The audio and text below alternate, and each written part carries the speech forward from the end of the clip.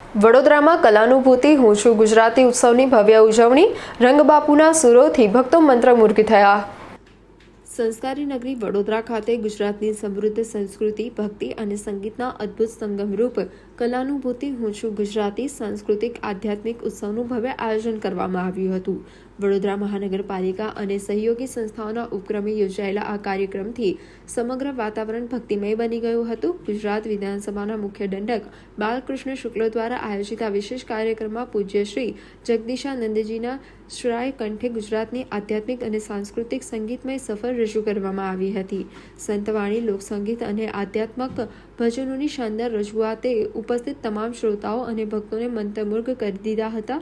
આ ભવ્ય પ્રસંગે પ્રદેશ પ્રમુખ જગદીશ વિશ્વકર્મા, સંગઠન મહામંત્રી રત્નાકરજી, રાજ્યમંત્રી મનીષાબેન વકીલ, વડોદરા શહેરના મેયર તથા તમામ સ્થાનિક ધારાસભ્યો સહિત અનેક રાજકીય અને સામાજિક મહાનુભાવો વિશેષ ઉપસ્થિત રહ્યા હતા। ગુજરાતી કલા અને આધ્યાત્મિક વિરાસતને ઉજાગર કરતો આ ઉત્સવ નગરજનો માટે અવિસ્મરણીય બની રહ્યો હતો।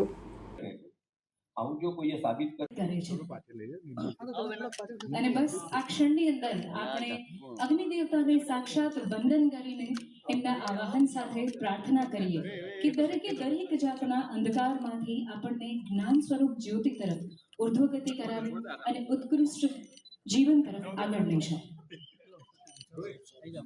સંગીત પ્રેમી ભાઈઓ તથા બહેનો સમજી શકું છું કે તમારા અને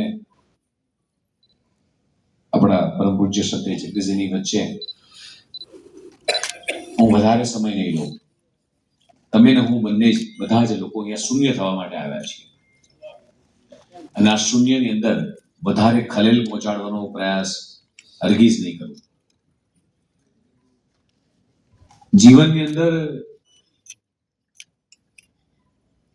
સિતાર ના બે પ્રકારના તાર હોય છે।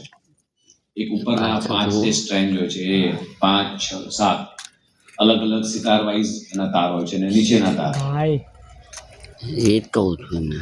એટલે ઘણી વખતે સિતાર હાથમાં લઈએ એટલે આપણને ખ્યાલ આવે કે સિતાર જ્યારે વગાડવાની શરૂઆત થાય એટલે તમારાના બારે બધામાં બાહ્ય જે દેખાવ છે એ બહારના જે તાર છે, ઉપરના તાર એ હંમેશા વાગતા હોય છે અને જે નીચેના તાર છે એ સાયલેન્ટ હોય છે। પણ ઉપરનો તાર જ્યારે આપણે વગાડીએ છીએ, અવાજ આવે છે એમાંથી, એટલે નીચેના તારમાંથી ઓટોમેટિકલી અવાજ આવે, એનો સૂર પકડી લે છે। એટલે તમે ને હું આજે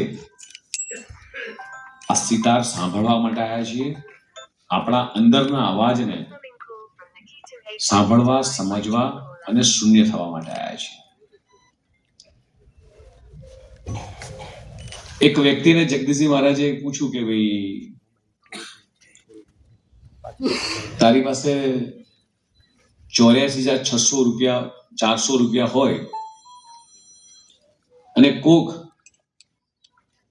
100 રૂપિયા ઝૂંટવીને લઈને જતો રહે તો તું શું કરે એમ? એટલે જે તમે ને હું બધા જ સહજ રીતે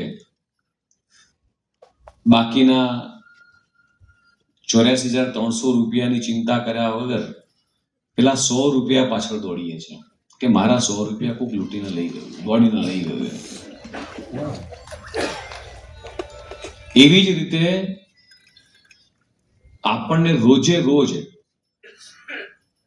84,400 સેકન્ડ આપણને ઘડિયાળના કાંટાની જેમ મળે છે। આ સેકન્ડોમાંથી કોઈ એક વ્યક્તિ આખા દિવસ દરમિયાન આપણો પરિવારનો હોય, સ્વજન હોય, આપણા વ્યવસાયની જગ્યાએ હોય, રસ્તામાં આવતી કે જતી જગ્યાએ હોય, એની 2 સેકન્ડ, 5 સેકન્ડ, 10 સેકન્ડ કે એની 100 સેકન્ડ એ કદાચ